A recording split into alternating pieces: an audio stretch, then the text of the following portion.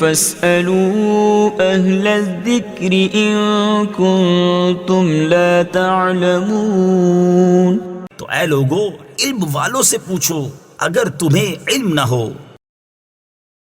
صلو علی الحبیب صلی اللہ تعالی علی محمد صلی اللہ علیہ وسلم۔ میٹھے میٹھے اسلامی بھائیوں، وقت ہوا ہے ایک اور آسان فتویٰ سمجھنے کا۔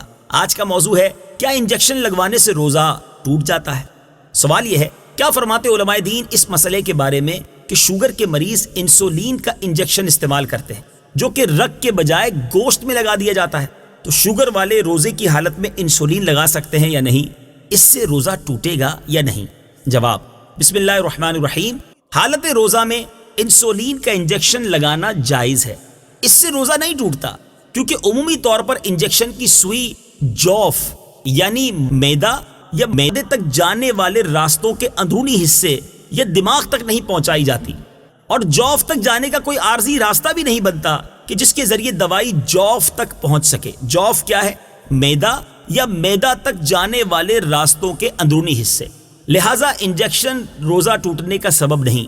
مسامات کے ذریعے کسی چیز کا داخل ہونا ویسے ہی روزے کے منافی نہیں، جیسا کہ جسم پر تیل لگانے سے روزہ نہیں ٹوٹتا کہ تیل اگرچہ جسم کے اندر جاتا ہے لیکن مسامات کے ذریعے سے یہ جسم کے اندر جاتا ہے، تو یہ روزے کے خلاف نہیں۔ شہزادہ اعلیٰ حضرت مفتی اعظم ہند مصطفیٰ رضا خان صاحب نوری رحمۃ اللہ تعالی لکھتے ہیں فی الواقع انجیکشن سے روزہ فاسد نہیں ہوتا، کیونکہ انجیکشن سے دوا جوف تک نہیں جاتی۔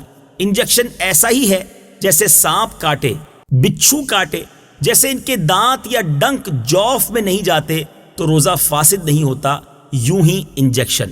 فتاوی فیض رسول میں ہے، تحقیق یہ ہے کہ انجیکشن سے روزہ نہیں ٹوٹتا، چاہے رگ میں لگایا جائے چاہے گوشت میں۔